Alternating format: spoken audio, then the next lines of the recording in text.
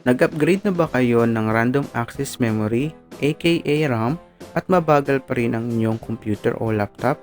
Maybe it's time to upgrade your hard drive into SSD.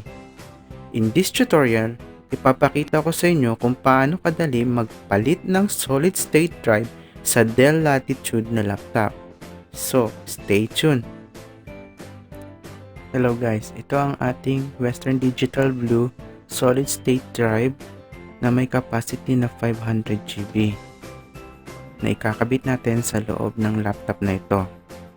Bago kayo magsimula, make it sure na na-deground na ninyo inyong mga sarili o gumamit kayo ng anti-static wrist wrap para maproteksyonan ang mga small components ng inyong computer. So simulan na natin ang pagkakabit ng hard drive. Make it sure na i-check ang mga screws na inyong dapat tanggalin bago ninyo simulan. At naka-power off, alisin ang baterya nang hindi magkaroon ng ibang problema.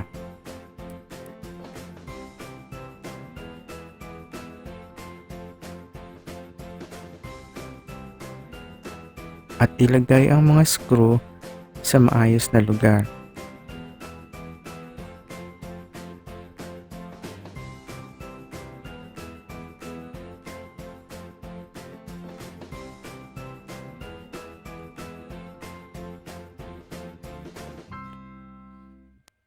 Dahan-dahang alisin ang pangilalim na cover ng inyong laptop.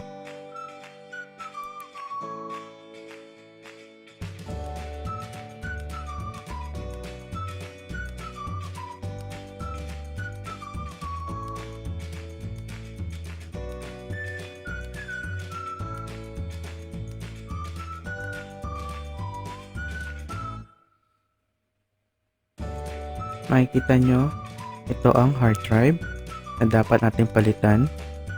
Ito ang wireless adapter at ito ang RAM. Ito naman ang ROM drive na pwede nating alisin later on. Kailangan natin alisin yung mga screw at papalit natin itong SSD.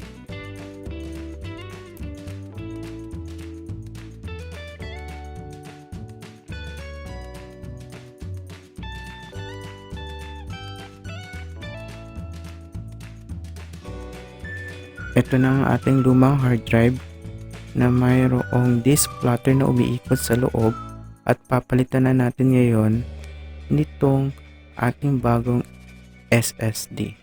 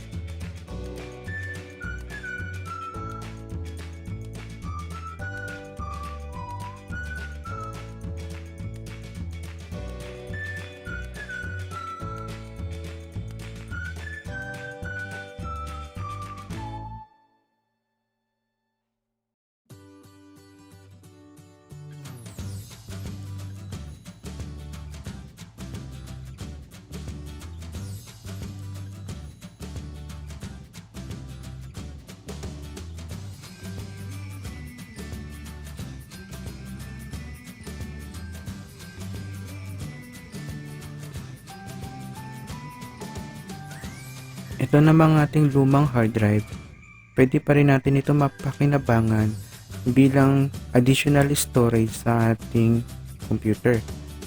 Bumili lamang tayo ng hard drive caddy at alisin lang ang ROM drive at doon natin ipapalit.